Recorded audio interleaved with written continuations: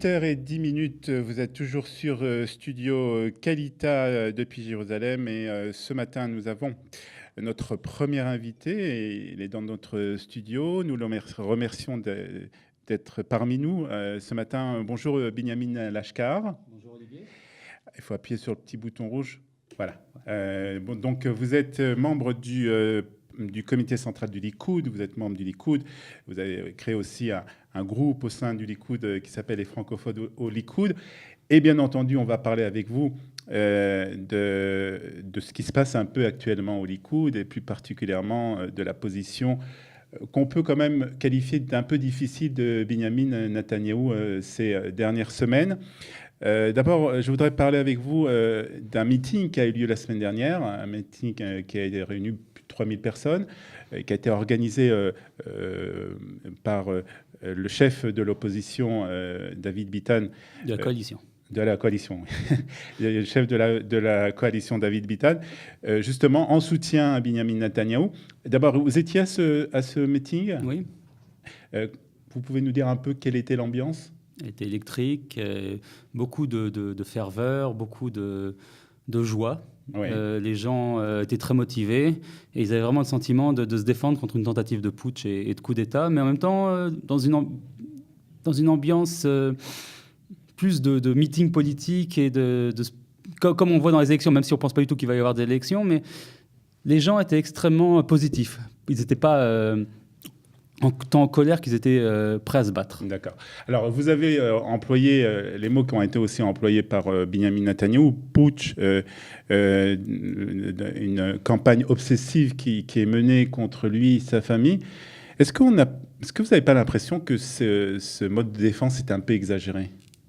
Écoutez, il faut voir de quoi on parle. Netanyahou est impliqué apparemment, parce que d'abord, on parle de ce qui est dans la presse, on a des informations qui sont extrêmement limitées naturellement. Bien sûr, puisqu'il y a un block-out sur certaines informations. Même si un des scandales, c'est que justement des informations sont sorties et qu'il y a une collaboration étroite entre certains journalistes et des enquêteurs. Il y a apparemment donc 2 enquêtes, une qui concerne des cadeaux qu'il a reçus d'amis. Il a reçu apparemment, on parle de centaines de milliers de shekels, apparemment c'est juste des dizaines de milliers de shekels, ce qui pour un homme normal évidemment est beaucoup, mais en même temps ce sont des milliardaires qui lui ont donné du champagne, des cigares, ce qui est parfaitement légal. Et en fait il y a enquête parce qu'ils essayent de voir s'il n'y aurait pas une contrepartie à ces cadeaux, ce qui est très très bizarre. En général quand on fait une enquête de corruption, on commence par la contrepartie, c'est-à-dire qu'il y a une contrepartie suspecte et on voit ce qui s'est s'il n'y a pas eu de l'argent qui a été donné ou quelque chose qui a été donné pour obtenir ça. Donc là il n'y a rien. Il a reçu des cadeaux. Netanyahou a un défaut, personne n'est parfait, c'est qu'il aime le luxe, il aime la belle vie. C'est pas la corruption, c'est sa personnalité. C'est un mode de vie, vous dites. C'est sa façon de vivre. On peut lui reprocher ou pas lui reprocher. Je veux dire, Churchill, qui était le plus grand homme d'État du XXe siècle, était un alcoolique et un homme qui aimait les femmes, etc. Bon, ça n'a pas empêché de sauver le monde. Et Netanyahou a donc le goût du luxe. Mais il n'y a rien d'illégal là-dedans. La deuxième affaire, encore plus ridicule, je pense que là on dépasse l'entendement. En 2014, il a négocié, ou plutôt il a parlé avec Noni Moses, qui est le patron de Yediot Ahronot. Pour ceux qui ne savent pas, Yediot Ahronot, qui était longtemps le premier quotidien d'Israël, est un journal qui est fanatiquement anti-Netanyahou. Mais depuis 20 ans, ce n'est pas quelque chose de nouveau. Moses a négocié avec lui. En fait, il est dans une très mauvaise position depuis quelques années à cause du journal Israël Hayom qui lui a pris la première place. Et qui est un journal gratuit, qui est distribué gratuitement. Qui est un gratuit, qui lui a pris beaucoup de revenus publicitaires. Et c'est surtout ça qui le gêne. Et donc, il a proposé à Netanyahou une espèce de chantage. On peut voir ça moi je vois ça comme un chantage où il dit fais quelque chose contre ce journal et je serai gentil avec toi, je publierai des choses, je changerai de ton contre toi, etc. D'abord, il ne s'est rien passé avec cette histoire. Au contraire, il y a même eu l'opposition à l'époque a fait passer la loi Israël Hayom, justement une loi pour interdire le journal, ce qui est complètement surréaliste, et une loi qui heureusement n'est pas passée. Et il n'y a eu aucun accord. Maintenant, la police enquête. Je ne sais même pas sur quoi ils enquêtent, en fait. Le fait qu'il ait parlé avec Moses, il ne s'est rien passé. Il n'y a rien d'illégal dans le fait de parler avec des gens. Et surtout, il n'y a eu aucun accord. Dans le même temps, cette loi Israël Hayom, où Tzipi Livni reconnaît elle-même avoir parlé avec Moses au sujet de cette loi, où d'autres gens, Lapid, Bennett, évidemment Herzog, ont été mis en avant à l'époque par le journal. Donc, il se peut qu'ils n'aient rien demandé, mais il se peut aussi qu'ils aient négocié. Donc pour les mêmes raisons, aucune enquête. En fait, on a même demandé qu'il y ait une enquête. J'ai un ami qui s'appelle Amir Weitman, qui est aussi qui est numéro 36 du Likoud. Il a déposé une demande avec une avocate auprès du conseiller juridique du gouvernement. Aucune réponse. Pas d'enquête là-dessus. C'est un cas parmi d'autres. On peut parler des sous-marins. Netanyahou n'a rien à voir avec l'affaire des sous-marins, qui d'ailleurs, à mon avis, ne valait nulle part concernant la politique. Et Ehud Barak, on sait qu'il y a pas mal de soupçons sur Ehud Barak, mais quand ça concernait Ehud Barak, aucune enquête, rien. Alors, ce que vous dites, en fait, c'est que la presse, et même plus que la presse, puisque là, on a le procureur de l'État, la justice, poursuit Binyamin Netanyahou pour essayer, on ne sait pas quoi exactement, peut-être de le faire tomber, mais pour quelle raison, en fait? Il y a une certaine élite qui n'a jamais accepté depuis 40 ans que le pouvoir change de main. Alors, ils ont tout fait depuis 40 ans pour... Pourtant, le pouvoir a changé de main déjà depuis assez longtemps, puisque Binyamin Netanyahou est en place déjà depuis plusieurs années.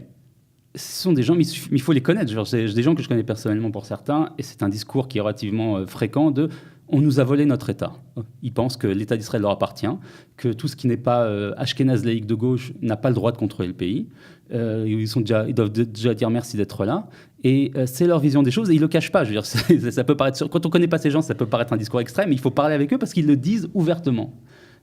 Et donc, depuis toutes ces années, ils ont mené toutes sortes de campagnes. Au début, ils pensaient reprendre le pouvoir par les élections. D'ailleurs, ça arrivait plusieurs fois. Depuis une dizaine d'années, ils pensent que, à juste titre d'ailleurs, qu'ils n'ont aucune chance de reprendre le pouvoir par les élections. Donc, ils essayent ils ont abandonné la démocratie et ils ont décidé de faire tomber le pouvoir par tous les moyens. Ils ont aussi, c'est aussi dans le cadre de ce qu'on appelait la révolution judiciaire qui fait qu'on n'est plus vraiment une démocratie depuis 25 ans. Déjà avant, on ne sait pas que c'était une grande démocratie, mais on n'est plus vraiment une démocratie depuis 25 ans, depuis qu'il y a eu ce qu'on appelle le putsch de Aaron Barak, qui fait qu'Israël est gouverné par des juges non élus, qui se nomment eux-mêmes, à quelque chose qui est unique au monde. Il n'y a que l'Inde qui fait ça, paraît-il, mais qui est complètement surréaliste dans le fait que la Cour suprême nomme elle-même ses propres membres, interprète les lois à sa façon, même des fois ignore la loi. La Cour suprême se conduit de façon illégale, mais on ne peut rien faire parce que c'est la Cour suprême. On ne peut pas changer les juges, on ne peut pas faire de réforme. Toute personne qui veut rétablir la séparation des pouvoirs, ce qui est une base de la démocratie, est accusée d'être fasciste, alors que c'est l'inverse. On est aujourd'hui dans un système qui n'est pas démocratique, on veut rétablir la démocratie, on est un fasciste. C'est le système dans lequel on vit. Et vous allez me dire, mais la droite au pouvoir depuis des années, elle n'a rien fait. Et vous avez parfaitement raison, parce que c'est la critique qu'on fait en général. La droite est entièrement responsable de cette situation. Netanyahou est en grande partie responsable de cette situation. Il n'a rien fait pendant des années. La droite n'a rien fait. Elle avait aussi élu des gens qui soit n'étaient pas conscients du problème, soit avaient trop peur. Une des raisons pour lesquelles les gens ont eu peur, c'est que chaque fois qu'un ministre était un peu trop avec des velléités de changer les choses. C'est arrivé par exemple avec Neyman. Il y a eu, d'ailleurs c'était sous Olmert, Friedman je crois qu'il s'appelait, le nom m'échappe. Ministre de la Justice. Voilà, ministre de la Justice. Ils étaient nommés, des gens d'une probité absolument extraordinaire, ils étaient nommés, une enquête apparaissait et ils étaient obligés de démissionner, l'enquête disparaissait après, et c'est arrivé plusieurs fois, c'est arrivé à Kalani, pas seulement dans la justice, à plein de ministres, ou des fausses enquêtes, et il y a des témoignages qui disent que ce sont des trucs complètement inventés, des dossiers montés de toutes pièces juste pour faire tomber des gens qu'ils n'aimaient pas, et c'est tout, et c'est le système qu'on a aujourd'hui. Le système judiciaire, c'est pas une question juste de droite et de gauche. C'est pas la gauche, c'est pas le parti travailliste qui fait ça. Le parti travailliste n'a rien à voir là-dedans. C'est pas Lapid qui fait ça, il a rien à voir là-dedans. C'est pas Meretz. C'est plus une clique qui est pas du tout idéologique, c'est plus tribal et qui élimine les gens qu'elle n'aime pas. Voilà, c'est le système qu'on a et il faut le changer, c'est tout. Alors, on a quand même, il y a des choses qui sont, il y a des enquêtes qui sont en cours, il y a des suspicions qui sont en cours. On a même des choses très très graves contre la femme de Binyamin Netanyahou, très grave, non, c'est contre Sarah Netanyahou. C'est une blague. Comme Sarah Netanyahou. Est-ce qu'aujourd'hui, on a l'impression quand même que les normes pour être... Et je vais vous parler moins de politique et plus de quelque chose de fond. Est-ce que les normes aujourd'hui pour être Premier ministre ou pour être homme politique n'ont pas changé? C'est-à-dire qu'on avait l'habitude quand même, il y a certaines années, on remonte quand même à longtemps, à des hommes politiques comme Menachem Begin, comme Ben Gurion, en qui on ne pouvait rien reprocher. Aujourd'hui, c'est vrai que les derniers hommes politiques qu'on a eus, que ce soit Ehud Olmert, que ce soit Ariel Sharon, que ce soit Barak, ont tous quelque chose à se reprocher. C'est-à-dire qu'aujourd'hui, c'est devenu presque une norme qu'un homme politique est trempé dans des affaires, même si vous dites que ces affaires sont des fois montées et peut-être pas toujours justes. Est-ce que c'est une nouvelle en fait, norme politique? On ne peut pas être un homme politique sans être trempé dans des affaires? Non, surtout qu'il y a eu un changement qui fait qu'aujourd'hui, des choses qui étaient acceptées avant sont considérées comme illégales. Et Israël est même allé très très loin. L'OCDE elle-même l'a dit, et Alan Dershowitz, qui est un des plus grands avocats américains, ont dit qu'en Israël, on considère comme corruption des choses qui sont acceptées partout dans le monde comme normales, faisant partie de la politique, et qui ne sont absolument pas illégales. Au contraire, à l'époque dans les années 60 ou 70, Israël était beaucoup plus corrompu qu'aujourd'hui. On a quelqu'un comme Moshe Dayan qui sera aujourd'hui envoyé en prison 150 fois pour viol, pour vol, Moshe Dayan, c'est un criminel de grande envergure et il n'y a jamais eu la moindre enquête contre lui. Il a violé des femmes, il a volé des objets archéologiques, rien. La femme on attaque Sarah Netanyahu qui... pas entrer là-dedans, effectivement, c'est quelqu'un qui est un peu problématique des fois.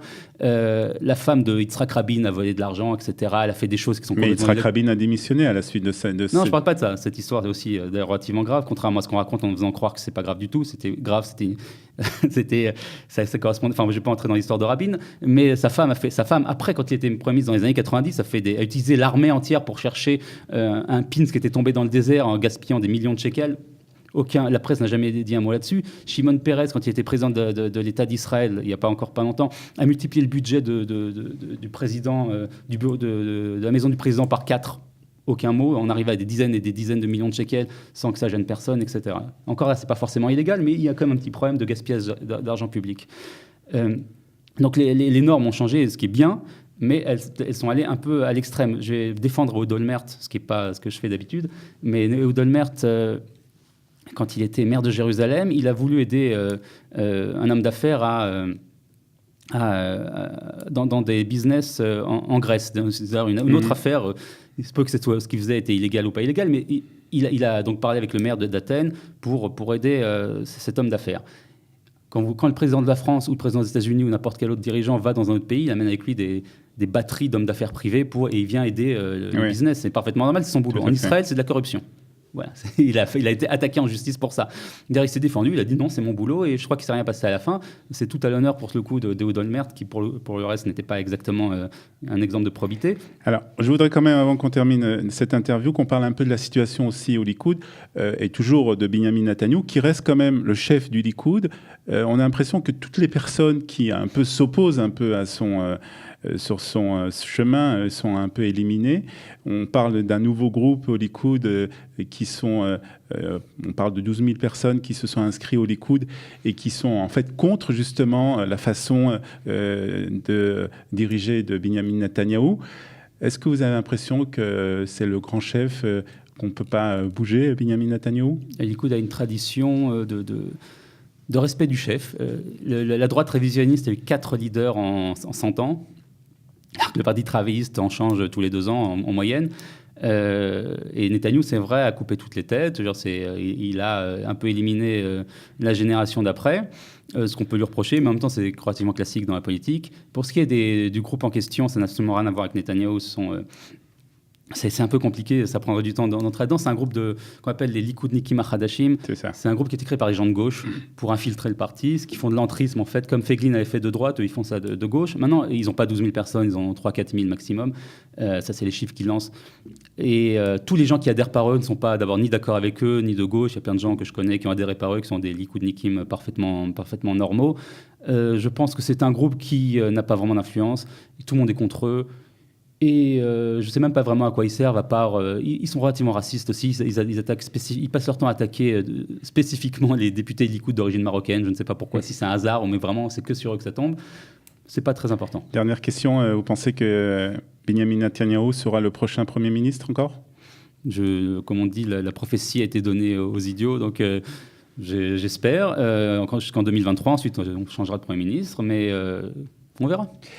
Binyamin Lashkar, merci d'avoir été avec nous ce matin dans ce studio pour nous parler de la situation au Likoud et de Binyamin Netanyahou. Bonne journée à vous. Merci, bonne journée. À bientôt. 8h23. Dans quelques instants, on parlera histoire avec Eliana Garfunkel.